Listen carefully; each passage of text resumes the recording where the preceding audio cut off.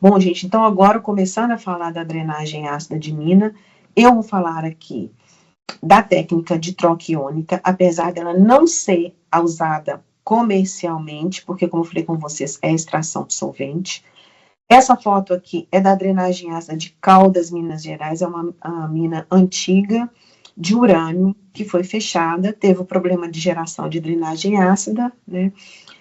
Então, esse precipitado que vocês veem aqui, ele vem dessa drenagem ácida que está aqui, porque ela tem que ser tratada para ser descartada, porque essa cava da mina, ela tem um nível.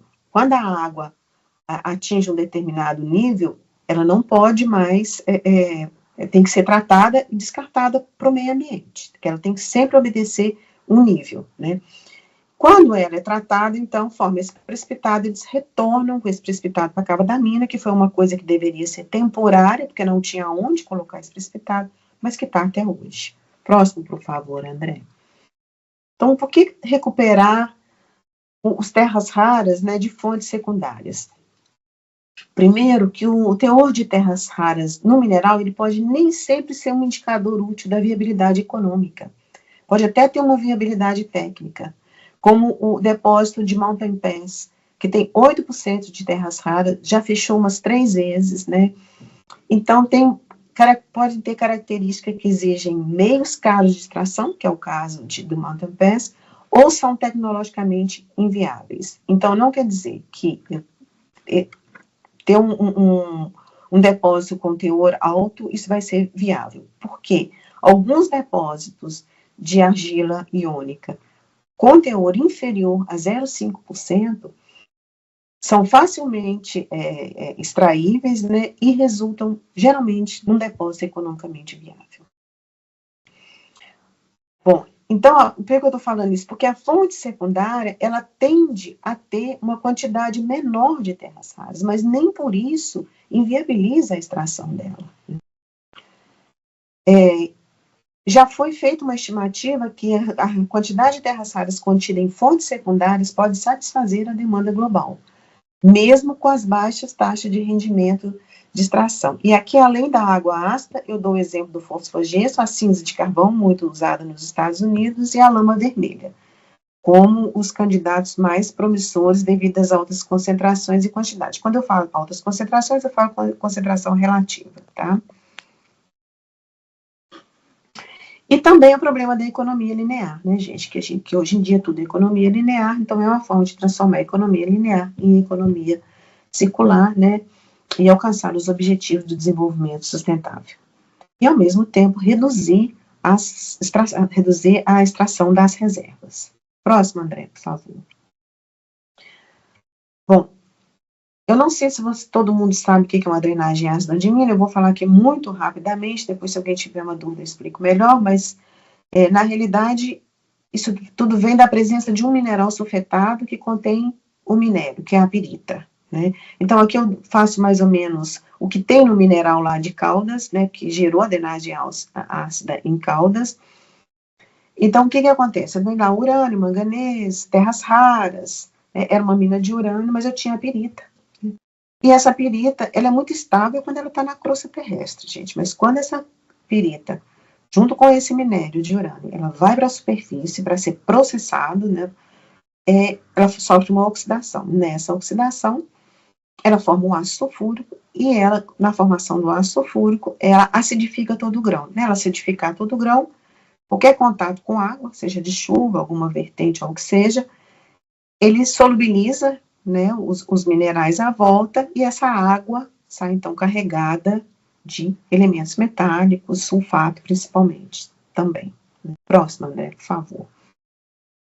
Aqui eu mostro para vocês as fontes de drenagem ácida que a gente tem em Caldas.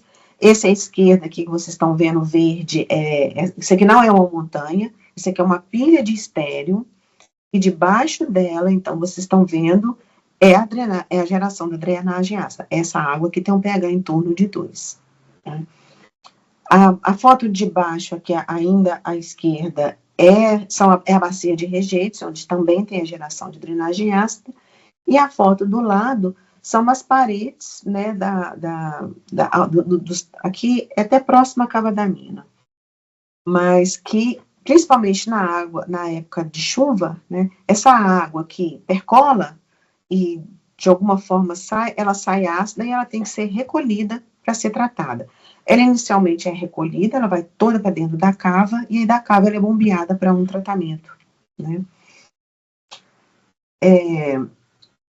E da água ácida, né, eu falei, por que recuperar da água ácida é interessante? Primeiro, o teor de terras raras, ele não é baixo, tá? Ele é até pouco nas regiões carboníferas, que tem muita drenagem ácida, como é o caso dos Estados Unidos, vocês vão ver que ele é muito mais baixo do que o de Caldas, que é uma região de mineralização de urânio, que tem uma concentração maior, né? Eles já se encontram lixiviados, eles já se encontram solúveis. Então, eu não tenho que fazer lavra, né? Eu não tenho que fazer beneficiamento físico, eu já estou lá na metade do meu processamento. Uma outra coisa, altas vazões. Drenagem ácida não é uma vazãozinha pequena, não. Essa vazão de 150 metros cúbicos por hora é a menor vazão de Caldas. Ela vai de 150 a 300 metros cúbicos por hora. Tá? Então, você pode ter até uma concentração baixa, mas uma vazão muito alta, né? Essa drenagem tem que ser tratada com um tratamento altamente dispendioso, sem nenhum retorno econômico, tá?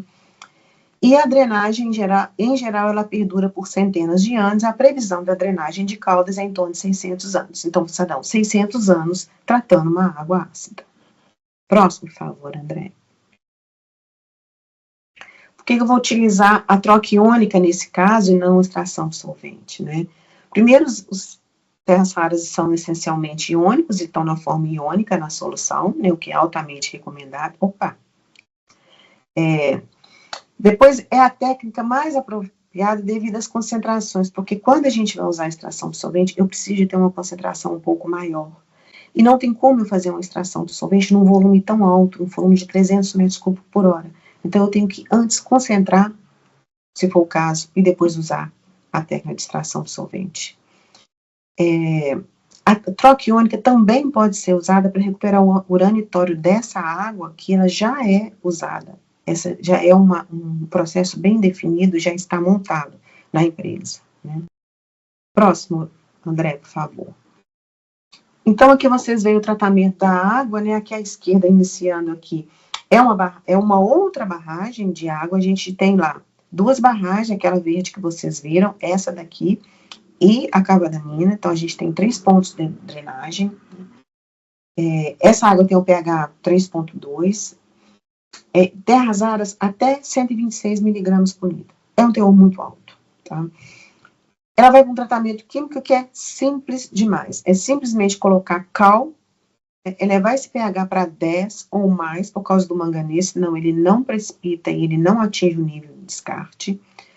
O efluente tratado, ele é então descartado aqui no meio ambiente, que a gente está vendo o vertedouro em que ele vai para um rio. E a lama, né, porque eu fiz um precipitado, então a lama contendo urânio, terras raras e o restante, inclusive o manganês, ela está sendo colocada na cava da mina desde 1998, deveria ser um processo temporário.